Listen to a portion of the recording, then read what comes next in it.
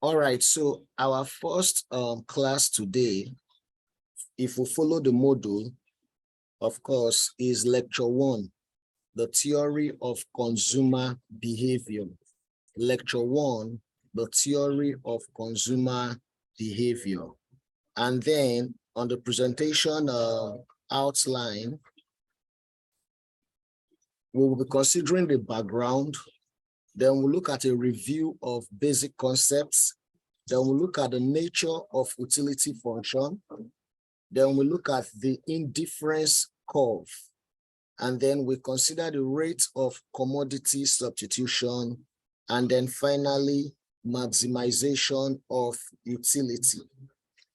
So to provide a background of what we are discussing today, it's very important that we cast our mind back to the concept of microeconomics, because this course is just an advanced application, advanced aspect of microeconomics, which you have been doing since your year 1, year 2, year 3, year 4, and now this is year 5. So it is not different from that microeconomics that you already acquaint yourself with, okay? Even for those that did economics in secondary school, it is not different from that aspect of microeconomics, okay? It's just that there is a little bit application of mathematics and more rigorous way of analyzing microeconomics. So in order for us to provide a background, because this is the first class I'm having with you, it's important that you understand that concept of microeconomics. Of course, you know what economics is. And then you know that economics has two major aspects, branch, if you can talk about that, the microeconomics and the macroeconomics. Whenever you talk about microeconomics, what comes to your mind is you are trying to analyze the economic behavior of individual agents within an economy. All right. Of course, you know that we have different economic agents. And then each time you consider issues, economic phenomenon, economic ideas that specifically addresses the individual or unique economic agent, then you are talking about microeconomics. And that is why you would see different topics within microeconomics specifically addresses individual economic agents' objective, unlike macro. All right, so that is why it's very important we refresh our mind to the various economic agents that we have. And what are those various economic agents? With the consumer, the firm, and the government. 3 of them are the major economic agents that we have in the global space. We have the consumer, we have the firm, and then we have the government. So who are the consumers? It's very important that you cast your mind back to who consumers are. Very simple. Consumers are individuals within an economy that purchases goods for their immediate satisfaction. Those are consumers. Whenever they purchase a goods, all right, just for them to derive satisfaction, just to use as the end product, they are consumers, okay? And then when we talk about firms, firms are economic agents that purchases goods, all right, not for their immediate satisfaction, but invariably to produce further what? Goods. So those are the firms.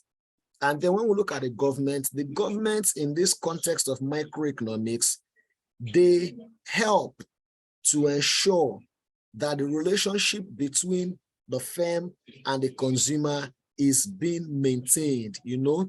So the government is not necessarily providing goods, but the government is just there to act as a watchdog in ensuring that the relationship between the consumer and the firm does not lead to, you know, parasitic relationship. Of course, you want to say parasitic, one is gaining, one is losing. No, but the government is there to ensure that the welfare of the consumer is maintained, as well as the welfare of the firm is maintained. It's very important for us to cast our mind back to the various economic agents. Then the next thing we need to also understand are the objectives of economic agents. So the consumer has an objective, and the principal objective of the consumer is to maximize satisfaction, to maximize utility, to get the best level of satisfaction from every unit of commodity that particular consumer is taking. So that is the objective of a consumer. But when we look at the firm has twofold objective, which invariably looks like the opposite of the other. What's the first objective of the firm? The first objective of the firm is to maximize profits, okay? Because the firm is there to produce for the other economic agents. It's not producing for the other economic agent for fun. It's not doing it for fun, but it's specifically doing that in order for him to make profits. Remember, if you've done your history of economic thought, that is why Adam Smith said something. He said, it is not of the benevolence of the butcher that we have our daily meat, neither is it the benevolence of the baker that we have our daily bread, but it is just because of his selfish interest. So a butcher does not, get meat across to the people simply because it's of fun. The baker does not bake a bread simply because he just wants to bake bread. No, it is because of his selfish interest. So the first objective of the firm is principally to maximize profit. That is the first objective of the firm, just to maximize profits. Invariably, if the firm is not there to maximize profits, the next thing the firm will do is to minimize cost. Because whenever the firm wants to produce, the firm will always be incurring expenses. And so once the firm is incurring expenses, the firm will seek alternatively to look for ways of using the least amount that it has just to produce more goods. So that is the second objective, which is minimization of cost. But in economics, we've come to realize that both maximization of profit, minimization of cost, they are direct and opposite. So what does that mean? That means whenever you minimize cost, you are also invariably maximizing your what? Your profits. Okay, that is the objective of the firm. What about the government? The objective of the government is very simple, and that objective is to ensure that the welfare, the utility, the welfare of all other economic agents are maximized. So the government is there not to make profits. The government is there not to provide goods, for profit making. The government is there, but just to ensure that the welfare of the consumer, the welfare of the firm is being maximized. So that is the government for you. Then the next thing is that it's very important that we look at the resources that are available to various economic agents. And what are those resources? For example, let's look at,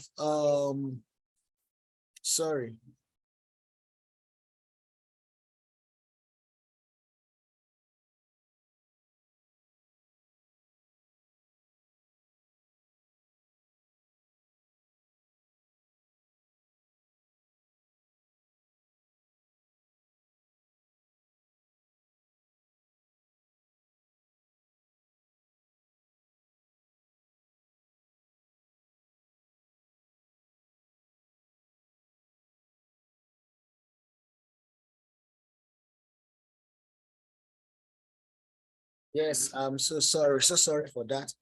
So the next thing is for us to look at the resources that are available to different economic agents. The consumer, we know the consumer is there to maximize profits.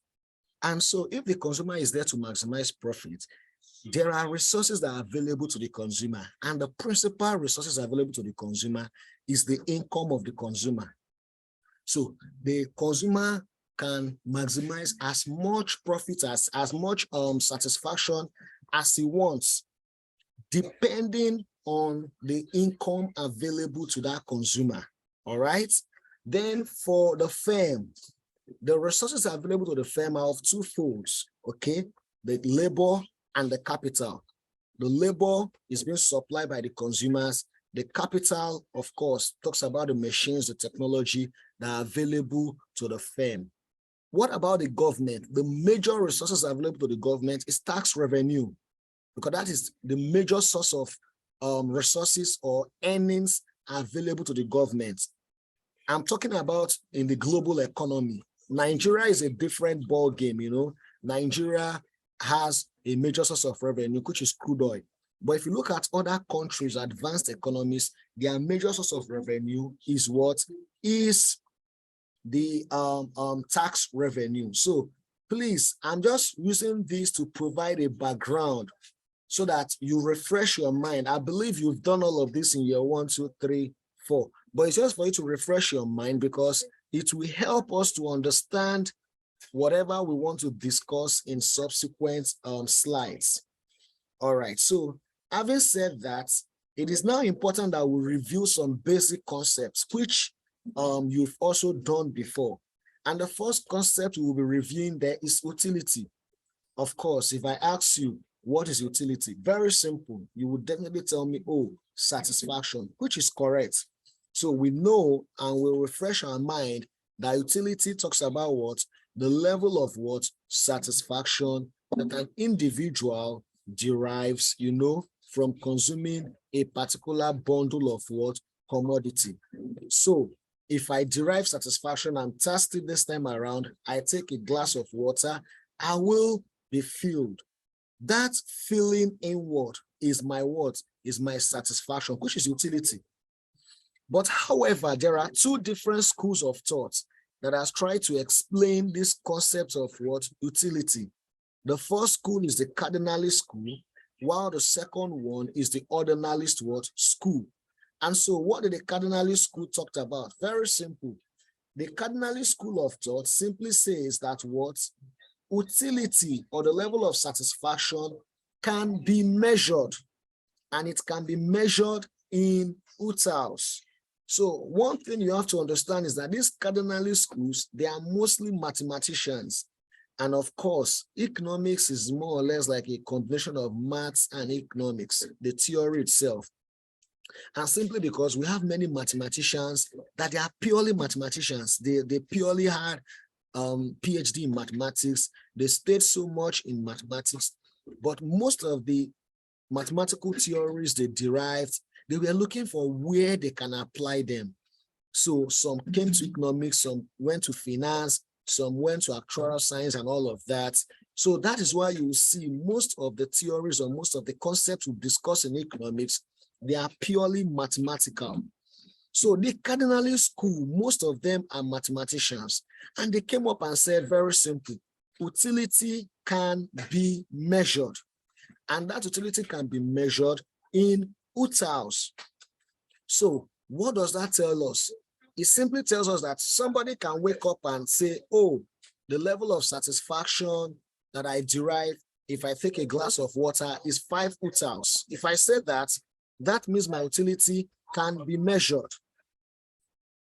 Invariably, I can take 2 glasses of water, and I'll tell you that my level of satisfaction is 10. So that means my level of satisfaction can also be what? Measured. All right. But the ordinary school came up and said, come on, there is no way we can measure the level of satisfaction. The ordinalists are mainly psychologists. All right. So they said it is not possible for us to measure the level of satisfaction, but that this level of satisfaction cannot be measured in utils. That the only thing I can do is to rank it. So because the reason is this, if I take a glass of water and my level of satisfaction is 5 utils, all right, and I eat a plate of rice and my level of satisfaction is 20 utils, of course, you know, I can say that the plate of rice, which is 20 utils, the satisfaction derived there is more than the satisfaction I derive while taking a glass of water, which is 5 utils. But the ordinarily said no, there is no way this utility can be ranked, can be measured. Now you can't say me taking a plate of food, I'm going to get 20 utils. On what condition does that exist? On what basis? I can't say that. That I can only rank my level of satisfaction. So I can only say, oh, I prefer a plate of rice to a glass of water.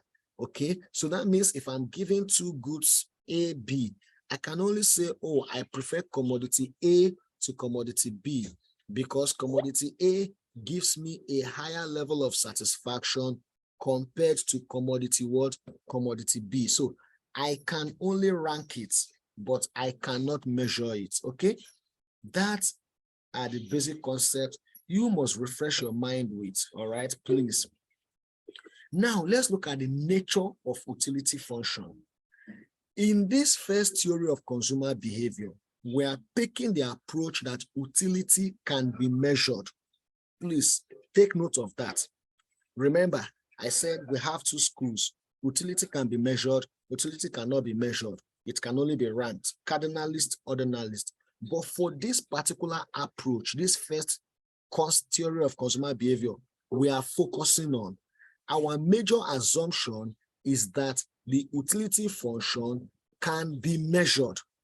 So if utility function can be measured, that means I can easily ascribe a particular value to my utility based on the goods I consume. All right. So if that is the case, that means if I consume a particular commodity, there is a level of satisfaction that I will definitely derive from consuming that particular commodity. Now, let's take, for example, if you look at this first function, I'm taking an example that there are two goods I'm consuming.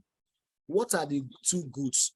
Q1, all right, and Q2. So I have two goods I'm consuming, Q1, Q2.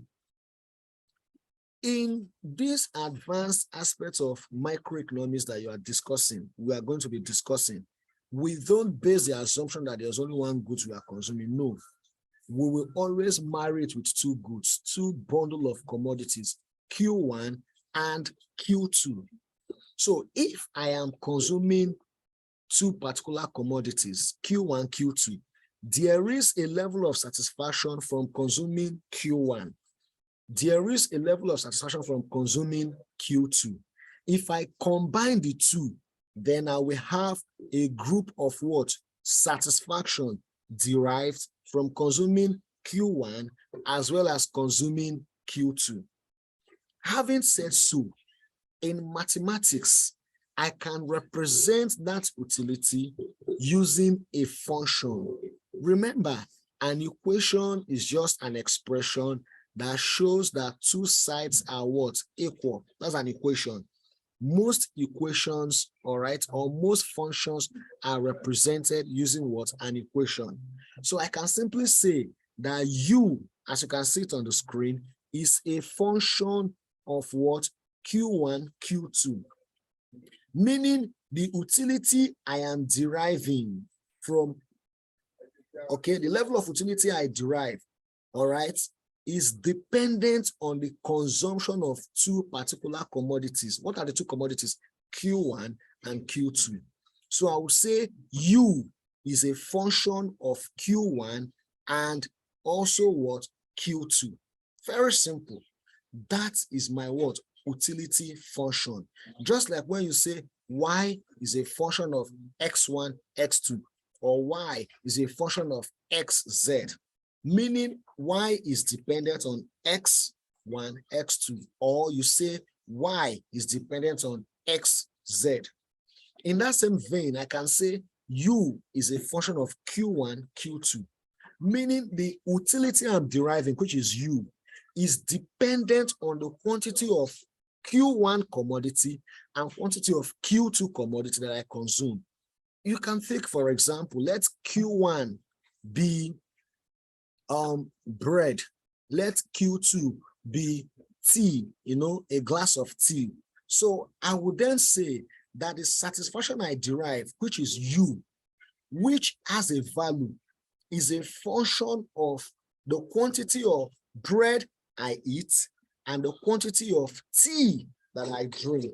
Two of them combined would determine my level of what? Satisfaction.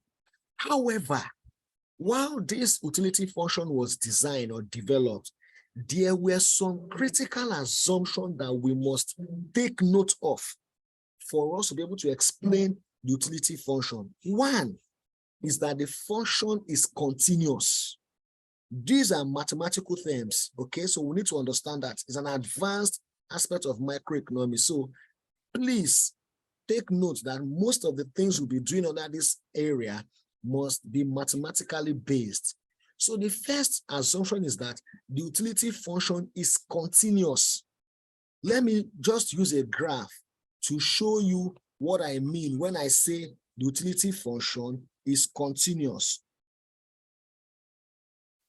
You know that in economics, it is very, very important, okay, in economics, that when we draw, take for example, let me draw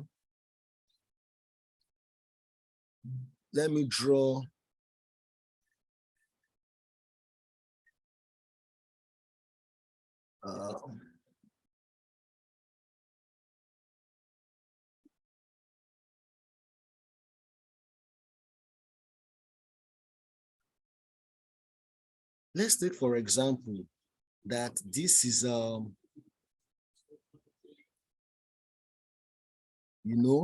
from our basic traditional function, we know that this is our y-axis and then this is our x-axis, all right, from our basic traditional line. When we say a function is continuous, it means that function can never have a broken line. Very important. That is why most times in economics, in your year 1 or year 2, they must have taught you, while plotting a graph, you don't plot a broken line graph in economics. It's wrong. So if I say that this is my utility function, it means my utility function will be continuous. My utility function cannot be this and this. You can see that at this point, the line is broken. No. What does that tell you? That means for every combination of commodity and consuming, there will always be a level of satisfaction. That's it. You will notice that for this particular graph, this first graph is continuous. So if I choose this point, at this point, goods Y will be consumed. This level of goods X will be consumed. At this point, for example, this level of good Y will be consumed. This level of good X will be consumed. But if I take this particular line, for example, at this point, for example, if I choose this point, yes, this level of good Y is consumed. This level of good X is consumed. But what of this point? Look at this point. At this point, there is no level of good Y that is consumed. There's no level of good X because that point is broken. All right? That point is a broken point. So there is no, oh, sorry. Just a minute, please.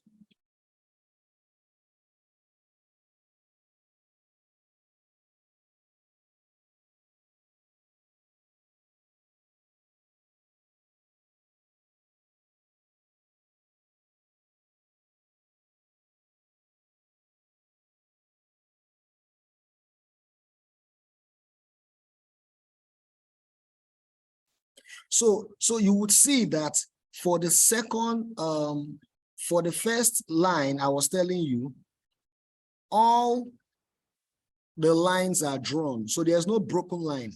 So once there's no broken line, that means at every point, a particular level of satisfaction can be measured, irrespective of the combination of goods you are consuming. But if you look at the second line that I've drawn, once there is a broken line, it means that at that broken line, there is no combination of goods Y or X or goods X1 and Q1 and Q2 that you've consumed that can give a certain level of satisfaction. So if that happens, in that vein, would say that that particular function is not continuous. So it's very important that all your utility function must be continuous. Okay, very, very important. Please remember, if you still have a question, you are free to raise your hands, and then I would attend to you. So that is that when we say the utility function is continuous, very, very important. Okay. Then the second assumption of the utility function is that it has a continuous first and second order partial derivatives. The utility function has a continuous first and second order partial derivatives. That means that utility function, you must be able to differentiate it at first order. You must also be able to differentiate it at the second order. I believe you've done your maths from your year 1, year 2, year 3, and all of that. And so you should be able to know when we talk about differentiation, what we mean by differentiation, all right? For example, let me give you an example of this particular assumption that the utility function takes. Let me give you an example.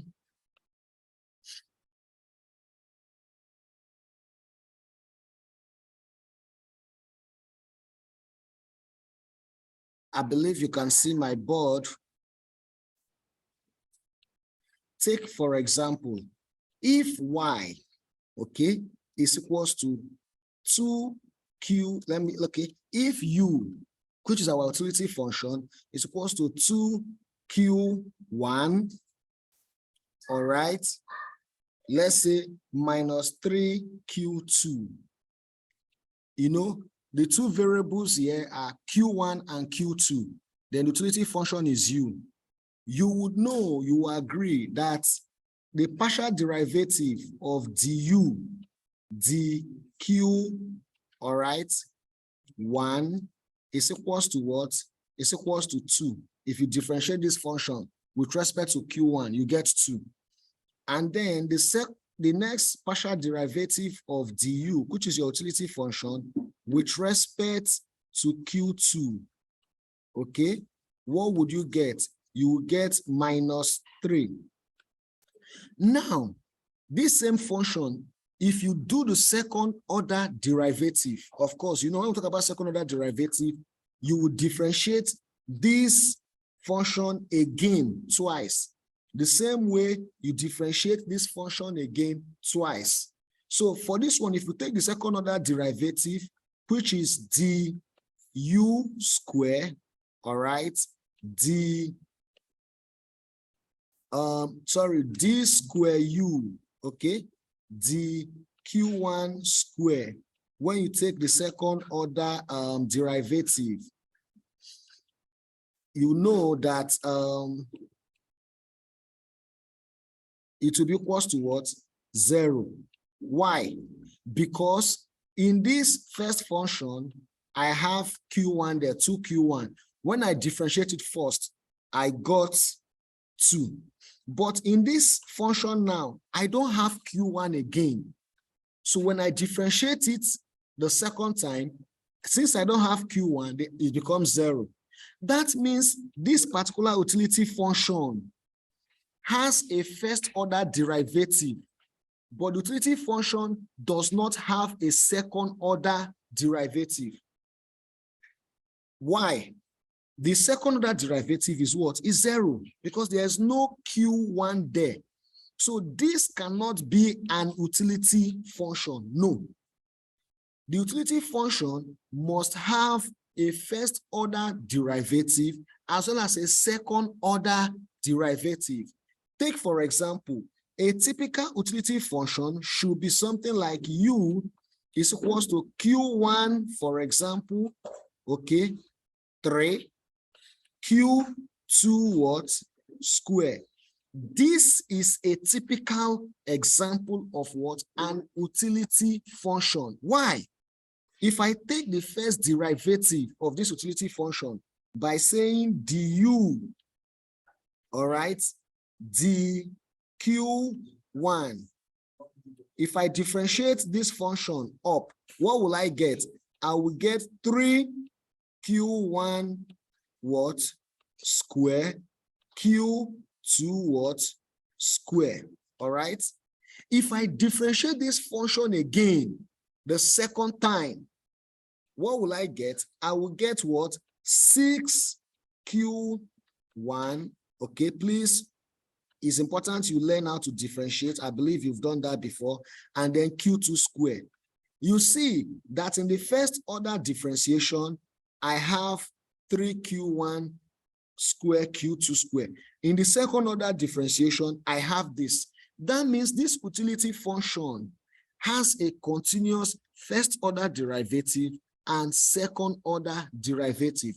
But this utility function does not have a first order derivative, neither does it have a second order, as a first order derivative, sorry, but does not have a second order what? Derivative.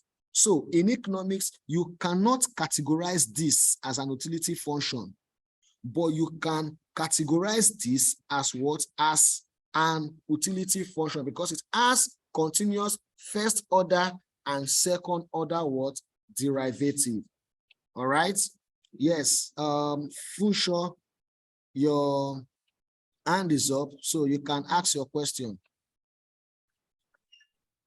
Oh yeah. Okay. Yes. Good morning, sir. Yes. Good morning. Okay, please. I just want a quick. It's just a quick question. Okay. Can you get a utility function for a returned commodity? For instance, you purchasing an item and you found it faulty, and you returned it to the to where you bought it. Can the utility function be derived for such a commodity? For that particular question, there is no utility at first instance, because utility of a commodity is defined at the point consumption is made, not at the point expenditure is incurred. There are two different things. We do not. No, I'm taking for instance, you purchasing an eatable commodity. You've consumed just one of it, and you found it to like maybe having maybe it's spoiled or you don't like the taste. Then you're returning the remaining back.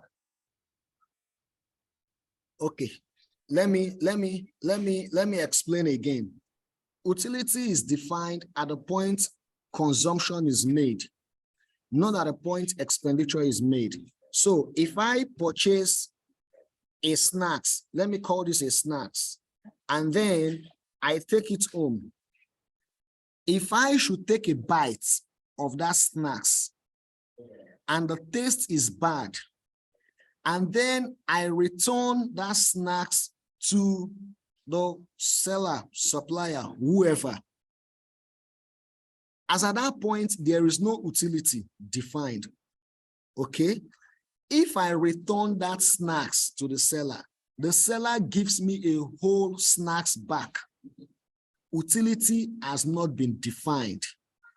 But if I return that snacks to the seller, and the seller tells me, I'm not giving you anyone or nothing back, all right? In that case, that initial bite I already have, a level of satisfaction has been recorded. Are you following me now? Anima Shaun, are you there? Am I talking to myself alone? Anima Shaun, you asked a question. Has he dropped off? Oh, he has dropped off. So is at the point consumption is made that utility is established, but not at the point of expenditure. So when you buy a goods and it's faulty, you return it. The assumption there, once your goods has been returned back to you, a new one, a replacement, the assumption there is that consumption has not taken place. And as such, utility cannot be defined. Okay? I believe I've answered that question. Maybe when you come online, you can then ask further. So we can see that this particular first function is not continuous, all right? Of first order derivative, is continuous of first order derivative, but it's not continuous of second order derivative. However, this function is continuous of first order derivative and second order derivative. Please, you have to take note of all of this, because this is the major difference between you and someone that is in year 2. Someone that is in year 2 has talked about utility function, but a person in year 2 has not understand or does not understand the properties of that utility function, which you need to know, and you need to familiarize yourself, okay? All right. So having said that, let me go back to, Tolu Lokbe, your hands are raised. Okay, I might just have to unmute everybody, but you have so that you can have the ability to unmute. But please, you need to mute yourself so that there won't be noise interference. So I've made it, you can unmute yourself now, to do Lokbe and speak. Yes, sir. Good morning, sir. Yes, Please, I just ask, yeah, regarding this U, the first U that you said is not, is not continuous. That's the second order. Yeah. Yes.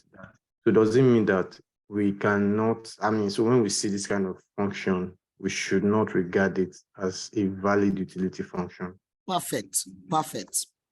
Absolutely correct. You know, that's the difference between you now that you are in, advanced level from somebody in year 2, year 1, or secondary school. Secondary school, people can just write any function the way they like, but there are some critical properties of that function that must hold.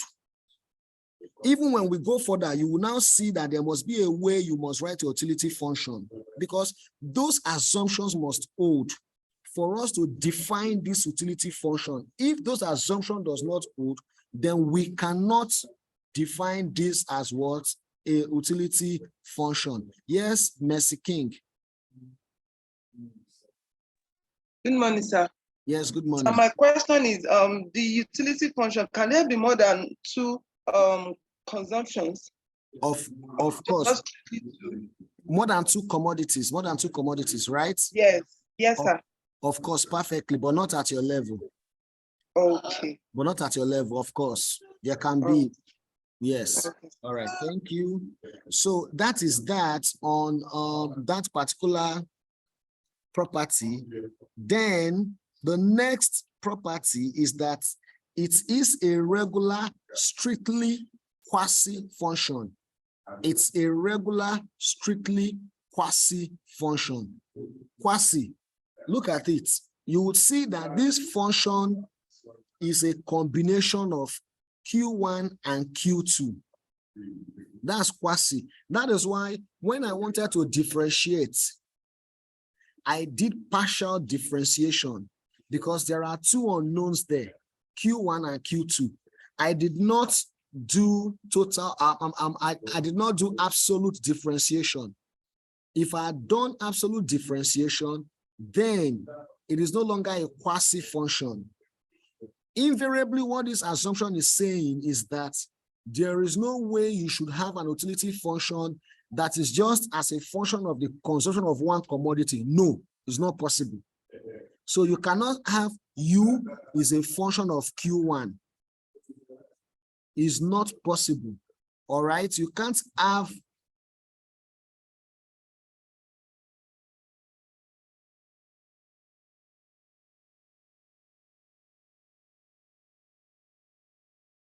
So there's no way I can have an utility function that is just a function of Q1. It's not possible. So it must be a combination of 2 bundles of commodities, at least, in my definition. So if I have U is a function of Q1, that is not an utility function. If I have U equals to say 2Q1, Q2, it is not what a total utility function because it is not continuous of second order partial derivative. If I have u is equals to 5q1 square, it is not a complete utility function because it is not strictly quasi. It must be at least 2 on commodities consumed. Then the last assumption is the non-negativity of consumption levels. All right, of course, your consumption cannot be negative. Your utility can be negative. Take note. For example, when that guy had to go and buy a snacks, took a bite, intended to return it, and when he returned it, if the seller refuses to refund, to give the person a fresh one, that first bite the person has taken, the satisfaction will be recorded. That satisfaction will be negative because the person felt bad. I don't like this. It tastes bad. It is a spoiled egg roll. The egg is smelling. So my satisfaction will be -5. But that does not mean my consumption is negative. They are two different things. So my satisfaction or utility can be negative, but the consumption level cannot be negative. So I cannot say I'm consuming -50 egg rolls. Is wrong. I cannot say I'm consuming -10 phones. No. The consumption must be positive. That means my Q1 and Q2 cannot be negative. My Q1 and Q2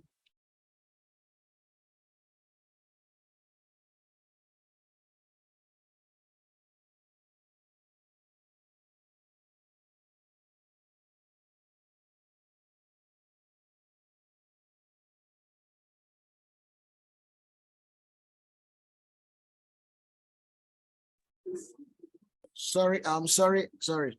So my Q1 and Q2 cannot be negative. So I can have Q1 to be -50 or -12. Neither can I have Q2 to be -5. So but my Q1 will always be positive. Q1 will always be 1, 5, 7, but it cannot be negative. Please take note of that. So those are the properties. These properties must hold for an utility function to be a well-defined utility function. So when these assumptions hold, we can now say that utility function is a well-defined utility function. Now let's talk about an indifference curve. All right. Remember, I've established that for every level of commodities you consume, there is a level of satisfaction. And we have assumed, we have agreed that at each point, 2 commodities will be consumed, at least. We've agreed on that. So if 2 commodities are consumed, having agreed on that, now